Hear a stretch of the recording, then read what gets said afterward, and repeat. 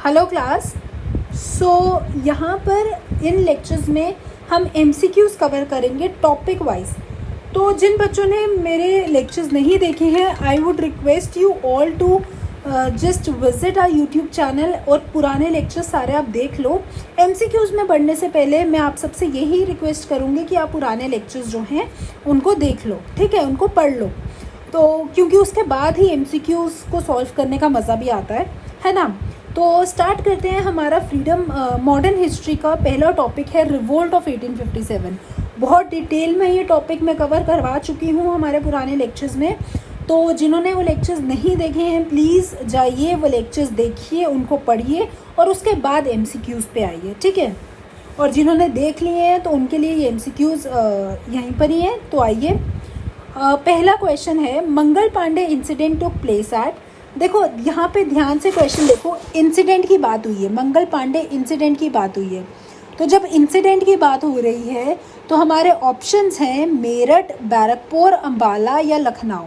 अंबाला लखनऊ तो नहीं है ना, आपको कन्फ्यूजन होगी मेरठ और बैरकपुर में। इंसिडेंट की बार बार मैं बोल रही हूँ, इंसिडेंट की बात हो रही है तो आपको करेक्ट ऑप्शन देखना है और करेक्ट ऑप्शन आपका इसमें आ जाता है बैरकपुर। क्यों? क्योंकि जो मंगल पांडे रिवोल्ट हुआ है वो मेरठ में हुआ है, जो रिवोल्ट स्टार्ट हुआ है वो मेरठ में हुआ है।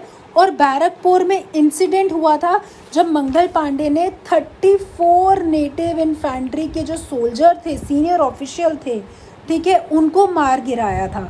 34 नेटिव इन्फेंट्री के जो सीनियर ऑफिशियल थे उनको मारा था।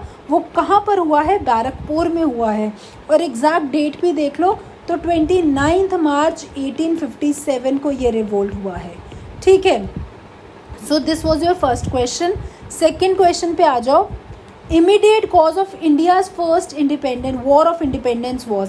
इमीडिएट कॉज की बात हुई है और इमीडिएट कॉज मैं आपको बता दूं, हमने लेक्चर्स में पढ़ा हुआ है, सारे कॉजेज़ कवर किए हैं। 5 कॉजेज़ थे इसके, political cause, immediate cause, then religious causes, इस तरह के 5 कॉजेज़ थे टोटल। तो सारे हमने कवर किए। उसमें बात हो रही है, इमीडिएट कॉज की बात हो रही है of India's first war of independence. और आपको पता है रिवोल्ट ऑफ 1857 को हम फर्स्ट वॉर ऑफ इंडिपेंडेंस के नाम से भी जानते हैं। सो क्या था इमीडिएट कॉज इसमें से? देखो करेक्ट ऑप्शन आपका आ जाएगा suspicion about British interference in religion. क्यों? क्योंकि जो इमीडिएट कॉज था वो यही आया था कि जो ग्रीस कार्ट्रिजेस वाला इंसिडेंट हुआ था उसमें जो ब्रिटिशर्स ने बोला था इंडियंस को कि वो जो ग्रीस कार्ट्रिज है आपको उसको बाइट ऑफ करना है। और जब बाइट ऑफ करने की बात आई थी तो ग्रीस्ड कार्ट्रिजेस में माना गया था कि वो जो ग्रीस्ड कार्ट्रिजेस हैं that is made up of fat of cows and pigs. और काउज को काफ़ी रिलीजियसली हिंदूज़ मानते हैं, इस वजह से एक रिलीजियस इंटरफेरेंस माना गया था ब्रिटिशर्स का। और वहीं से जो है आपका रिवोल्ट की मेन शुरुआत हुई थी। थर्ड क्वेश्चन आ जाओ। When was the new Enfield rifle with greased cartridges introduced in India. Again your question is कब इंट्रोड्यूस हुई थी। तो इंट्रोड्यूस की बात करूँ, ग्रीस्ड कार्ट्रिज आपकी इंट्रोड्यूस हुई है दिसंबर 1856 में।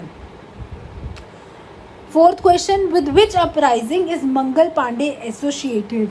तो मंगल पांडे किस अपराइजिंग से एसोसिएटेड है? अगेन ये थोड़ा सा रिपीटेड ही क्वेश्चन है, तो Barrackpore is your answer. Which one of the following conception is true about the revolt of 1857। तो इसमें से हम देख लेते हैं इसमें से कौन सा कंसेप्शन जो है, कौन सा बिलीफ जो है सच है about the revolt of 1857। First option है Indian historians have described it as Indian mutiny.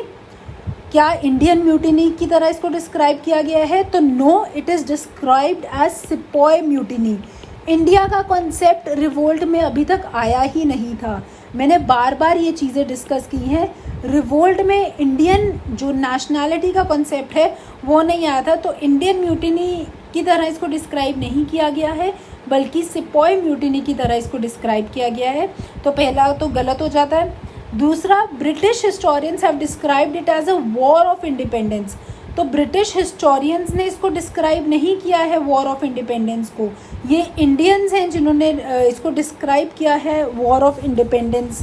की तरह। और इंडियंस में कौन कौन से हैं, जैसे सेन गुप्ता आ गए आपके, ठीक है, और कुछ लीडर्स हैं जो इंडियन लीडर्स हैं जिन्होंने इनको डिस्क्राइब किया। तो बिल्कुल भी ये ब्रिटिशर्स नहीं है जिन्होंने डिस्क्राइब किया है, ये किसने डिस्क्राइब किया है, इंडियंस ने डिस्क्राइब किया है। और इंडियंस में मैं आपको बता दूं, इसमें है एस.एन. सेन, ठीक है, एस.एन. सेन है जिन्होंने इसको वॉर ऑफ इंडिपेंडेंस का नाम दिया है, S N. Sen, okay, not British historians.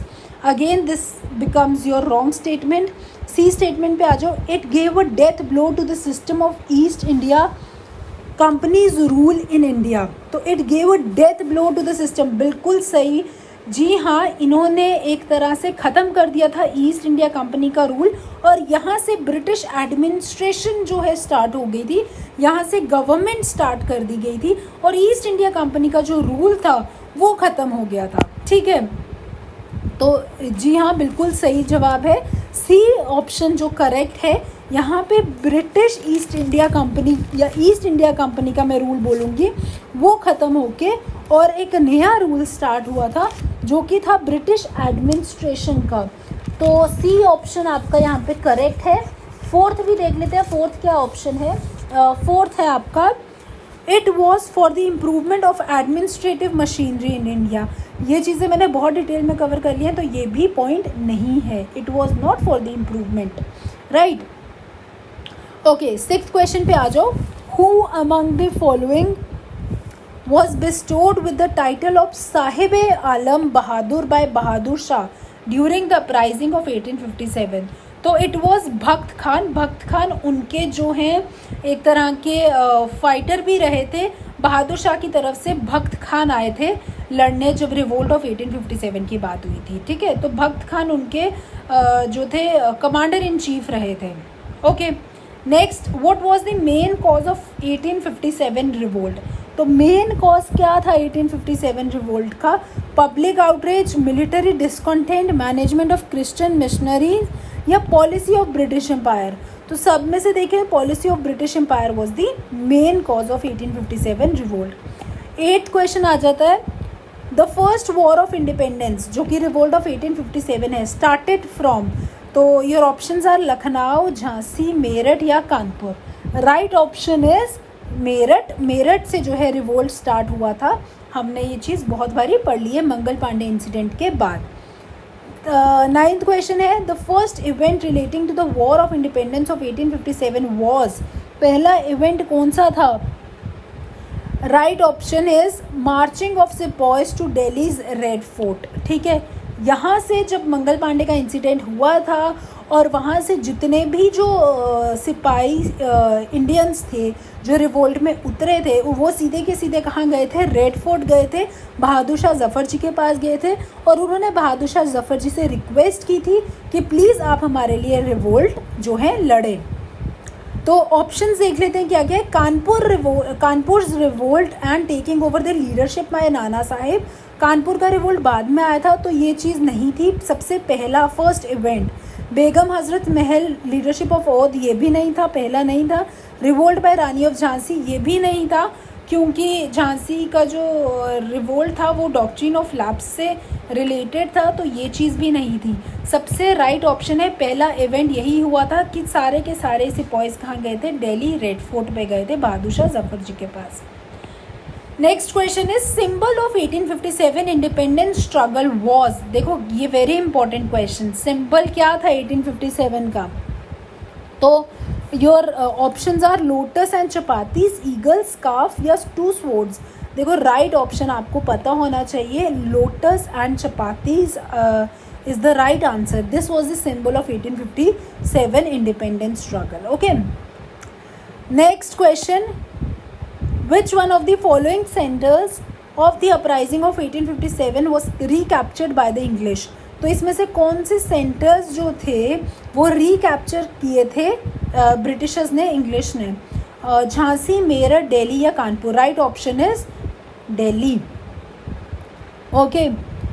12th question पे आ जाओ, the birth place of Maharani Lakshmibai, the heroine of 1857 freedom struggle. तो बर्थ प्लेस क्या थी इनकी?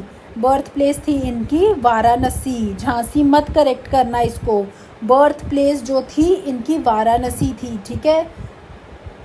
यहाँ पे ये पैदा हुई थी और झांसी से इन्होंने लड़ाई अपनी लड़ी थी। Who among the following was the leader of the revolt during 1857? तो इसमें से लीडर कौन था एट बरेली। अगेन ये मैंने आपको एक टेबल लिखवाया था, उसमें एक साइड पे लीडर्स और एक साइड पे एरियाज लिखवाए थे। तो अब बताओ मुझे बरेली में कौन लीडर रहा है। Your options are Khan Bahadur, second Kunwar Singh, third Maulvi Ahmad Shah और D Birjis Qadir. The right option is Khan Bahadur Khan. And मैंने आपको ये चीज़ लिखवाई है, बरेली में Khan Bahadur Khan was the leader. Then where is the samadhi of Maharani Lakshmibai situated. तो महारानी लक्ष्मीबाई की समाधि कहाँ सिचुएटेड है? ठीक है, your correct option is Gwalior. देखो वो पैदा हुई हैं वाराणसी में, लड़ी हैं वो झांसी से, समाधि उनकी ग्वालियर में लोकेटेड है। तो ये चीज़ें आपको याद रखनी है। Maharani Lakshmibai had combated in last battle against, तो किसके अगेंस्ट वो लड़ी थी? I am really sorry. So किसके अगेंस्ट वो लड़ी थी? ह्यूग रोज के अगेंस्ट लड़ी थी। मैंने अगेन आपको एक टेबल करवाया है, उसमें ये सारी चीज़ें लिखवाई हैं और ये चीज़ इस तरह से करवाई थी कि चलो देख लो समझ लो कि रानी लक्ष्मीबाई को रोज़ मिला था रिवोल्ट में। इस तरह से जो है हमने लर्न की थी शायद चीज़ें, राइट। तो ह्यूग रोज को आपने याद रखना है जिसके अगेंस्ट वो लड़े थे झांसी, बैटल ऑफ झांसी में, ठीक है। Revolt of 1857 at Lucknow was held by exactly, Lucknow में किसके लिए वो लड़े थे या किसने उसको लीड किया था? तो बेगम ऑफ अवध, जिन्होंने लखनऊ में उनको लीड किया था। बेगम हज़रत महल इनका नाम था, पूरा नाम था बेगम हज़रत महल, right. Okay, next question. The revolutionary women who led the revolution of 1857 in Oudh was Lakshmibai, Ahilyabai, Aruna Asaf Ali, Begum Hazrat Mahal. Again in Awadh की बात करें तो बेगम हज़रत महल was the option, is the right option, जो मैंने ऊपर भी डिस्कस किया। 18th क्वेश्चन पे आ जाओ। The largest number of soldiers participated in the struggle of 1857 came from. सबसे ज़्यादा सोल्जर्स जिन्होंने स्ट्रगल में पार्टिसिपेट किया था कहाँ से आए थे? So your options are Bengal, Awadh, Bihar या Rajasthan. The right option is Awadh. Who was the leader of 1857 struggle for freedom in Lucknow? Again Lucknow का क्वेश्चन है and your right option is Hazrat Mahal. ये क्वेश्चन बहुत बार रिपीट हो गया, अब भूलना नहीं। लखनऊ में हज़रत महल, बेगम हज़रत महल। What was the main cause of the failure of the revolt of 1857? तो मेन कॉज क्या था? Your correct option is lack of Hindu-Muslim unity, lack of common strategy and central organization। देखो हिंदू मुस्लिम यूनिटी उस time पे थी। Revolt of 1857 में Hindu Muslim unity का कोई लैक नहीं था। इनफैक्ट ऐसा पहला रिवोल्ट था इंडियन फ्रीडम स्ट्रगल में जहाँ पे आपको हिंदू मुस्लिम यूनिटी बहुत अच्छे से देखने को मिली थी। सो पहला पॉइंट तो नहीं हो सकता। Lack of common strategy and central organization, exactly ये एक पॉइंट है जो मैंने आपको पढ़ाया भी है कि ये कॉज था फेलियर का। सो हम इसको कंसीडर कर सकते हैं, बट हम बाकी के ऑप्शंस भी देख लेते हैं। Its effect was within the limited area. No, it was not within the limited area. काफ़ी नॉर्थ में उसका इफेक्ट रहा है, ईस्ट में, वेस्ट में, हर जगह उसका इफेक्ट रहा है, सिवाय साउथ के। साउथ में जो था रिवोल्ट न्यूट्रल रहा है, लेकिन it was not limited in the limited area. सिर्फ साउथ में जो था रिवोल्ट इतने अच्छे से नहीं देखने को मिला, but otherwise in all over the country जो रिवोल्ट का जो इफेक्ट था काफ़ी अच्छा रहा है। सो ये भी करेक्ट ऑप्शन नहीं हो सकता। नॉन पार्टिसिपेशन ऑफ लैंडलॉर्ड्स, देखो ऐसा नहीं है कि बिल्कुल भी लैंडलॉर्ड्स ने पार्टिसिपेट नहीं किया। लैंडलॉर्ड्स ने पार्टिसिपेट किया था, लेकिन कुछ लैंडलॉर्ड्स ने पार्टिसिपेट किया था। तो अगर हम इन चारों में से देखें, जो सबसे ज़्यादा अप्रोप्रिएट हमें ऑप्शन लगता है वो है b, lack of common strategy and central organization. तो यहाँ पे हमने आपके सारे 20 क्वेश्चंस जो थे रिवोल्ट में से कवर किए हैं।